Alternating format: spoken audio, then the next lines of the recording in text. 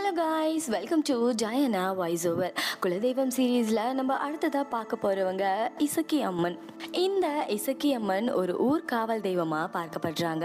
இசக்கி அம்மன் பார்த்தீங்கன்னா back stories அப்படின்னு பார்த்தோம்னா, அந்த காலத்தில் ஒரு பெண் ரொம்பவே தூய்மையாக உண்மையாக வாழ்ந்துக்கிட்டு இருந்தாங்களாம். அவங்கள ஊரில் இருக்கிறவங்க எல்லாரும் ரொம்பவே அவமானப்படுத்தினதுனால அவங்க தற்கொலை பண்ணி இறந்து போயிட்டாங்களாம். அதுக்கப்புறம் அவங்களோட தூய்மையை தெரிஞ்சுக்கிட்ட ஊர் மக்கள் எல்லாரும் அவங்களுக்கு சிலை வடித்து அவங்கள கடவுளாக கும்பிட ஆரம்பித்தாங்க. அவங்க தான் இசக்கி அம்மன். இந்த இசக்கி அம்மன் தீய குணம் கொண்டு பழி வாங்குற சக்திகளுக்கு எதிரான ஒரு சக்தியாக இருக்காங்க. தன்னை கும்பிட்டு வரவங்களுக்கு வெற்றியை கொடுக்கறது இந்த அம்மனோட ஒரு வழக்கமாகவும் இருந்துட்டு இருக்கு. அது மட்டும் இல்லாம பல நோய்களை தீர்க்கக்கூடிய ஒரு கடவுளாகவும் இவங்க இருக்காங்க. மக்களை கெட்ட ஆவிகள் கிட்ட இருந்து காப்பாற்றவும் இசக்கி அம்மனோட வழிபாடு ரொம்பவே முக்கியம் அப்படின்னு சொல்லப்பட்டிருக்கு.